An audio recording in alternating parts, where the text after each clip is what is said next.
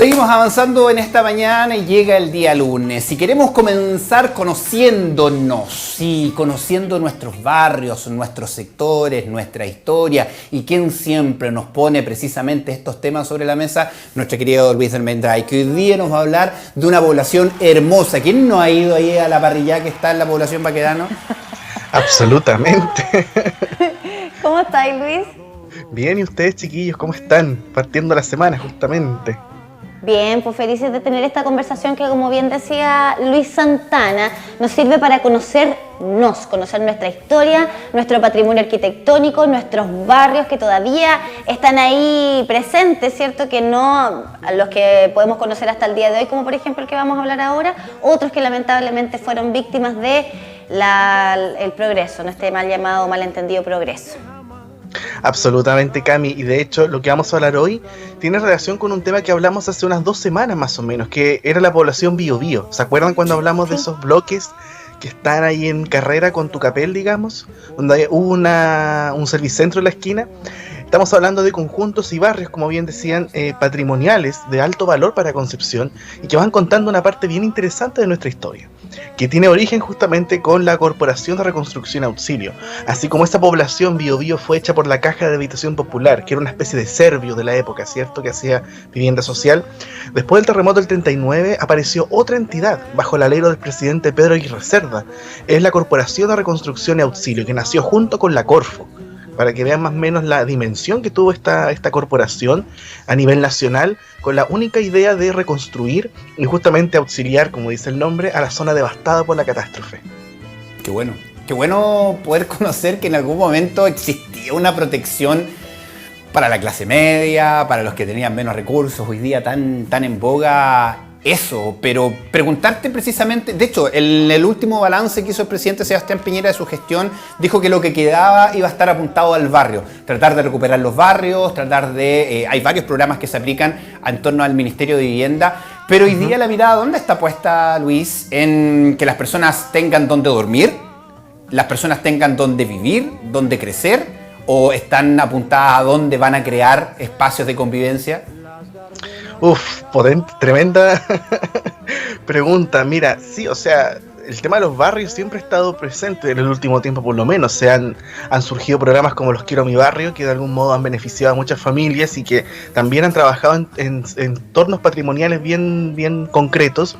Pero el tema de las ciudades es un tema bastante preocupante, que de algún modo han habido muchas ideas, hay muchas como postulados desde la autoridad, pero en materia, en la práctica vemos que aún existe la segregación, aún existe la desigualdad de la ciudad, aún vemos que hay planes reguladores que están totalmente orientados al mercado, omitiendo temas fundamentales que son como por ejemplo la calidad de vida, cómo van a desenvolverse las personas dentro de estas ciudades, las áreas verdes, espacios públicos, parques, etcétera. Yo creo que aún falta mucho por trabajar y ojalá también que se integren expertos en la materia a este tipo de iniciativas. Ojalá, en el mejor de los casos, justamente. Y por eso la historia es importante también para ir conociendo las diferentes manifestaciones que tuvieron entidades estatales o arquitectos para poder proyectar una ciudad a lo largo de por lo menos el siglo XX, que es lo que más tenemos aquí en Concepción. Claro que sí. Y la población baquedana. Sí, la estamos viendo en imágenes ahí, esto que nos permite ver Google Street View, ¿cierto? Cómo está actualmente, vemos este tipo de casas, ¿cierto? Que es bien particular, uno se va inmediatamente al barrio, ¿cierto? De donde está ubicado, queda en Concepción. Cuéntanos un poco, porque esto también responde a una política social que tiene que ver con la reconstrucción y fue súper rápido. Piensa que el terremoto fue en el 39... Sí. ¿Y el 40 ya estaba levantándose o ya estaba lista esta población?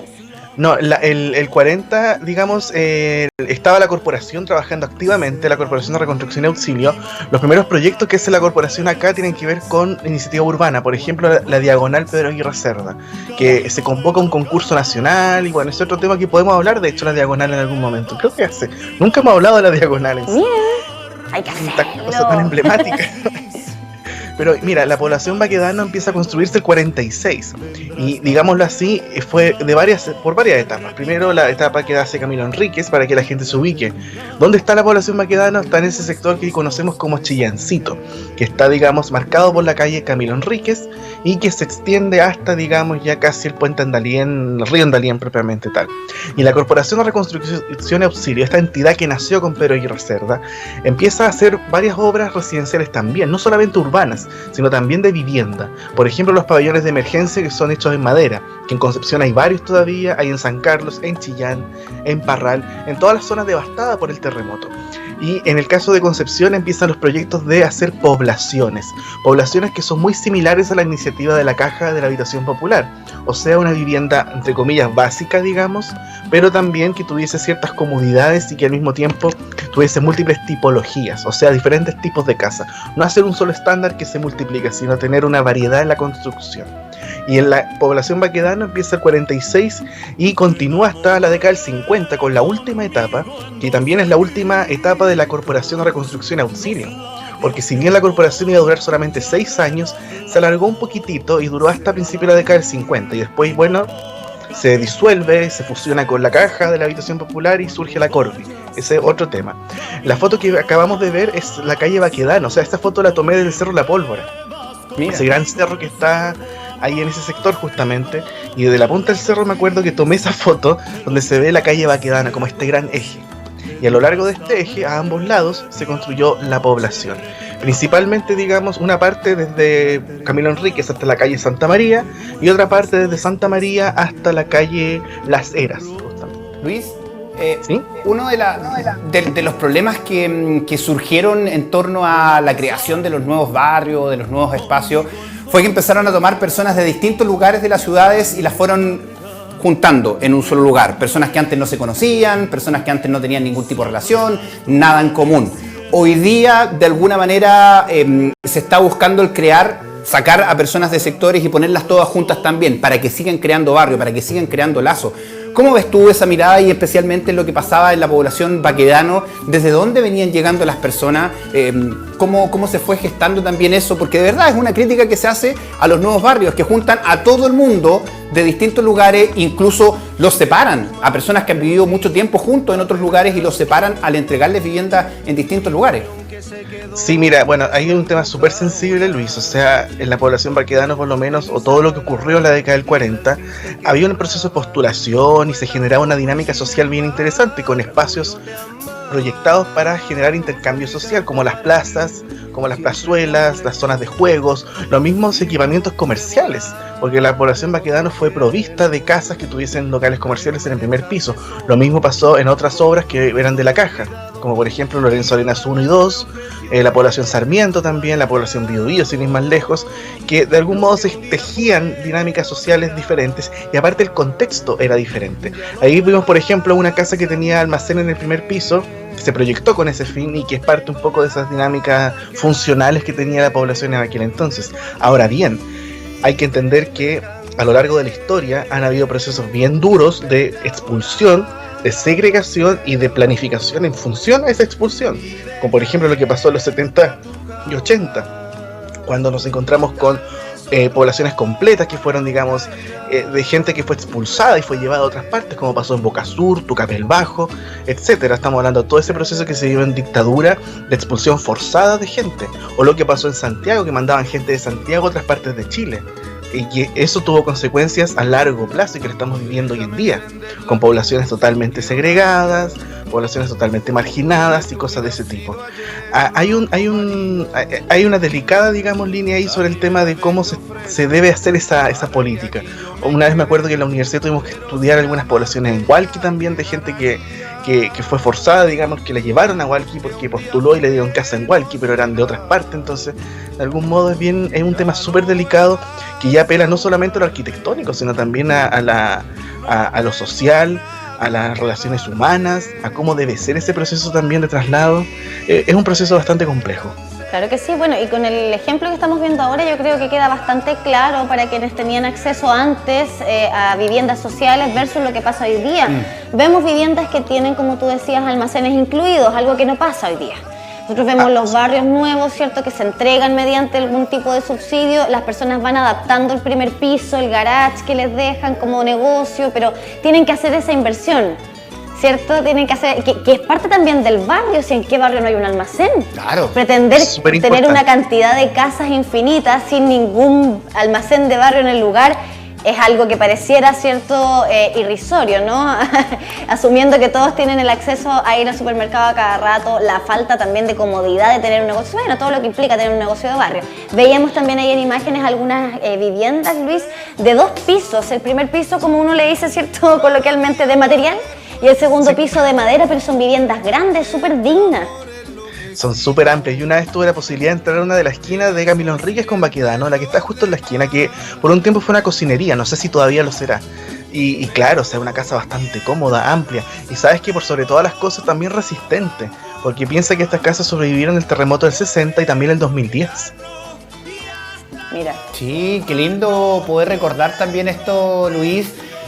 Para las personas que a lo mejor nos ven desde fuera, que vivieron aquí, que se criaron, o quienes simplemente están viviendo ahí todavía, sus papás, otras generaciones, ¿está hoy día a mantención de sus propios dueños? ¿Hay alguna mirada puesta del patrimonio de la cultura, de las artes? Mira, la población en estos momentos no está declarada como monumento histórico, zona típica o inmueble de conservación histórica. Desde un punto de vista legal no tiene ningún tipo de designación, pero sí desde un punto de vista cultural y apreciación, digamos, social, es considerada patrimonio urbano, arquitectónico y social para Concepción, absolutamente. O sea, estamos hablando de un barrio que ha pasado por muchas épocas, digamos, desde su conclusión en la década del 40 y 50, y que sigue estando en el imaginario colectivo de varios penquistas. O sea, imagínate lo que genera esta población cuando uno la menciona. Yo la comenté en las redes sociales y la respuesta fue increíble de mucha gente que, como bien dices tú, Luis, vivió y sigue viviendo también en ese sector con sus recuerdos, sus anécdotas, mascotas, etcétera. Todo está presente, digamos, en una población como esta. Mira, y ahí estamos viendo las viviendas de un piso también que están en la población Baquedano, que es más o menos la misma construcción, ¿cierto? Pero sin el segundo piso de madera. Pero también siento yo, Luis, y que tú como arquitecto y además también de alguna manera un difusor, o sea, alguien que se ha dedicado a difundir el tema del patrimonio arquitectónico, esto también es un testimonio de las políticas públicas que habían antiguamente, cómo se pensaban los barrios, eso también de conexión con lo que necesitan las personas que van a vivir después en ese barrio. No solamente entregar un espacio, un cuadrado con techo en el que van a vivir, en el que van a dormir, sino que en el que van a hacer vida de barrio. Van a ser vecinos, van a ser personas que van a criar a sus hijos, van a ser personas que después, como te pasó a ti en redes sociales, se van a acordar de esa vida con una nostalgia rica, de un lugar en el que era súper fácil y rico habitar además. Claro, y es bien importante destacar eso, o sea, y también la vigencia. Hay un tema bien importante que une a todas estas comunas que fueron afectadas por el terremoto y que tuvieron, digamos, el beneficio de la corporación, es que todos estos barrios, sea en Chillán, sea en San Carlos, sea en Concepción, se mantienen como piezas fundamentales del patrimonio y también vigentes. Claro, tienen varios problemas que hoy en día, bueno, la gente ha tenido que adaptar el garage, por ejemplo, cosas de ese tipo, porque en la década del 40 nadie pensó que todos iban a tener auto, o la gran mayoría iba a tener auto, pero al fin y al cabo son detalles dentro del paisaje urbano y lo que se construye en este conjunto residencial. Y además también cómo empieza a crecer todo ese sector de Chillancito. O sea, el paisaje urbano que rodea a la población Baquedano igual ha cambiado. Por ejemplo, el poblamiento de Cerro La Pólvora que se generó posteriormente, el zoológico que estaba ahí al frente, el zoológico Yunque que estaba ahí en calle Camilo Enríquez también, los negocios que han ido cambiando constantemente, cosas de esa naturaleza, ¿me entiendes? También son parte de la historia que rodea a la población Baquedano, para no decir que está sola, sino que al mismo tiempo que los tiempos cambian, todo el contexto cambia y al mismo tiempo también la población. Se empieza a llenar de gente, pasan buses, por ejemplo, cosas de ese tipo. Y la consolidación de Camilo Enríquez también como una vía importante. Recuerden que era la vía importante para llegar a Penco y Tomé, o sea, sí, había que pasar por ahí. Claro, y ahí está el terminal también, bueno, hoy día de una línea específica, pero terminal al fin. ¿Qué es rica la vía? Yo me crié en un barrio en Chillán, donde uno salía a tomar el sol a la puerta, salía a regar el pasto los que tenían antes jardín, y uno cuando estaba ahí tomando el solcito en la puerta, el vecino aparecía, ¡bueno, vecino! Y ahí empezabas a conversar. Hoy día se ha perdido, yo creo, eso, porque ni siquiera las personas que viven en un departamento comparten en las salas comunes, bueno, hoy día, obviando la pandemia, pero hoy día los edificios tienen espacios en comunes, tienen quinchos, pero lo ocupan con sus amigos, tienen gimnasio, con suerte van, tienen lavandería, no miran para el lado. Igual nos hemos ido aislando nosotros mismos, pero también las circunstancias nos aíslan. ¿Cómo podemos recuperar eso en algún momento, entendiendo la realidad que vive el país de muchos departamentos por sobre casa? Mira, ese tema es bien... Yo creo que hay que partir por cambiar los modelos, o sea, la densificación en altura proponiendo algo diferente es posible, o sea, hay ejemplos internacionales, me carga comparar, pero hay ejemplos internacionales súper interesantes de edificios en altura, por ejemplo, que son de departamentos, pero que incluyen espacios que no son el espacio común, digamos, el salón con una mesa y una mesita de centro y un sillón. No, estamos hablando de espacios verdes, es como llevar de exterior de interior, cosas mucho más experimentales que apelan también a un funcionamiento bastante mucho más complejo de lo que conocemos hoy, porque a veces nos encerramos con la idea de que una solución práctica es una torre de departamentos y le ponemos los chiches posibles, o sea, gimnasio, lavandería, como dices tú, sala común, sala de computación, etcétera, pero a veces hay que ampliar un poquito la mirada y empezar a replantear y soñar quizás nuevas tipologías y nuevas formas de construir. Tal vez no vamos a volver a hacer esto como la población Baquedano. O sea, eso fue en su momento, años 40, ¿me entiendes? Respondió un modelo, respondió una época, respondió un contexto, ok. No tenemos por qué replicarlo ahora en el 2020, pero sí podemos reformular quizás eso y sacar algunos aspectos, como por ejemplo la vida en comunidad, el establecimiento de diálogo, vernos las caras, de poder, digamos, y llevar eso a una nueva... ¿Es necesario tener una vida de barrio, Luis? Y eso es yo creo que lo que más se extraña cuando uno piensa en la infancia. Bueno, ahora los niños de hoy día, qué pena que pocos de ellos van a conocer lo que hablaba Lucho recién, crecer en un barrio, tener tus vecinos, juntarte con los del pasaje al lado, que tu familia conozca a los vecinos, esa cercanía, esa conversación, conocer, por ejemplo, la mascota de mi vecino, porque al parecer la gatita que está apareciendo ahí en la foto se llama Nis. Le mandamos un saludo porque este es su mes. El mes completo, ¿viste? El perro tiene un día, el gato tiene un mes. Creí. Sí, fue divertido eso porque mira, esa foto la saqué en enero. Andaba con una amiga, la Pachi, justamente, que es bicicleta, y es mi foto favorita, así de las fotos que más me gusta que he sacado, esa. Y se ven dos cosas interesantes. Una, el tema de las mascotas, o sea, ahí se ve el gatito que aparece claramente, y también los colores. O sea, claro, piensa que esta población originalmente era blanca, totalmente blanca, pero la gente ha pintado cada casa de acuerdo al color que más le parece. Y la combinación, la paleta que se genera es súper linda. O sea, tú caminas por los pasajes y ves celestes, rosados, verdes, amarillos, azules. Es una cosa realmente impresionante. Y cómo se ve también la sumatoria de estos colores y la perspectiva. Es algo realmente bellísimo. Eso, Luis, a propósito de los colores, eso depende de cada familia. Lo han mantenido, se han puesto de acuerdo como barrio. Mira, mantengamos los colores originales. Porque vemos que todos tienen su personalidad, todos tienen su color distinto. Sí, yo creo que, no, mira, ahí me pillaste, yo no sé si habrá como una especie de dictamen como de conjunto, como de la población, pero sí, yo creo que hay una cosa más bien de cada familia, la decisión que tome sobre su casa, pero en cualquier caso la sumatoria y el resultado es bastante atractivo, o sea, uno ve esa cosa mucho más dinámica, más lúdica, más atractiva, digamos, de ver tanto color. Y hace que se hubiesen puesto de acuerdo. Quedó bonito, quedó súper bonito igual. Oye, y bueno, aparte de los negocios de barrio, ¿cierto? Que los almacenes que veíamos ahí en algunas de las viviendas, también algo súper propio del barrio es la farmacia de barrio. La farmacia de barrio, justamente, ahí se encuentra la farmacia Rivera, que dicho sea de paso es de las farmacias más antiguas de Concepción. La vimos poquito, un detalle, una pincelada cuando hablamos de las farmacias, ¿se acuerdan? Hace un tiempo. Sí. Y claro, se suma a otras farmacias de barrio como la de Lorenzo Arenas, que también está en un edificio que en este caso no es de la corporación, sino que es de la Caja de la Habitación Popular, y además otras farmacias que han surgido en otras partes del área metropolitana de Concepción.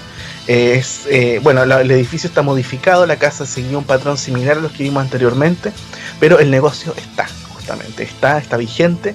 Y es parte también de esas dinámicas sociales, porque además de los comercios, ahí hay un liceo, también que no se nos puede olvidar, el Liceo Santa María, está la parroquia, hay una parroquia también ahí, ¿cierto?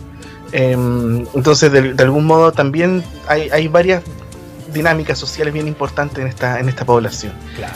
Lo importante también, Luis, es que nosotros aportemos al barrio, vayamos a comprarle a nuestro almacenero, a nuestra farmacia, porque también tiene que ser una economía circular para que ellos puedan darnos ese servicio y no tengan que irse por falta de recursos. Se están adaptando mucho los almacenes de barrio para el 18 de octubre. Para el movimiento social, tomaron mucha fuerza. Hoy día, en medio de la pandemia, también han tomado mucha fuerza los locales de barrio, ya sea cualquiera de los que están ahí en el barrio. Así que sigámoslos apoyando. Y Luis, bueno, sigamos conociendo historias, sigamos conociendo de nuestros barrios, a ver si podemos tocar de repente algunos otros de Chillán, de Los Ángeles, porque nos escribe muchísimo también para poder conocer más de la historia que usted tiene ahí en la historia arquitectónica de Concepción.cl. Absolutamente, y son historias comunes, o sea, lo que pasa en Los Ángeles, lo que pasa en Chillán, lo que pasa en Mulchen, lo que pasa en Renaico, la zona incluso un poquito de la Araucanía, por ejemplo, son historias comunes porque hemos vivido procesos similares, nos han golpeado terremotos, digamos, que han generado daños en todas esas ciudades y comunas, por lo tanto, claramente hay mucha historia que contar, así que la próxima semana vamos a ver con qué podemos estar conversando. Mira, y teníamos ahí un bonus track de la población Baquedano, Luis. Esta es una plazoleta que está al interior de la población. Otro aspecto que es fundamental para cualquier barrio que se precie de tal, tener su plaza. No, y son exquisitas esas plazuelas, o sea, son de verdad tranquilísimas, como que uno de verdad se abstrae de todo el ruido que pueden escuchar en calle Baquedano o en calle Camilo Enríquez, ahí estás totalmente abstraído. Está la cancha Baquedano también por ahí cerca, en otra de las plazas, porque son dos plazas principales que están en la población, y eso, o sea, de verdad que una riqueza espacial arquitectónica en todo sentido. Quienes pasen por ahí, deténganse a ver las casas, aprecien la arquitectura, reconozcan el valor que tienen estas construcciones para nuestra historia. Yo te aseguro que hay muchos que van a la parrilla que está ahí precisamente porque ocupan esta plaza para estacionarse, ni siquiera se han fijado en lo bello de este barrio, porque ya no miramos ni siquiera para el lado ni para arriba, y usted nos enseñó. Levanten un poquito la mirada y van a ver un Concepción o una ciudad, esté donde esté, completamente distinta. Gracias, querido Luis. No, gracias a ustedes, chiquillos, que tengan buena semana, y un saludo a todos también quienes ven este espacio, que siempre se me olvida decirlo, así que muchas gracias también por el apoyo, así que gracias a ti, Luis, por traernos estos paseitos por la nostalgia. Vamos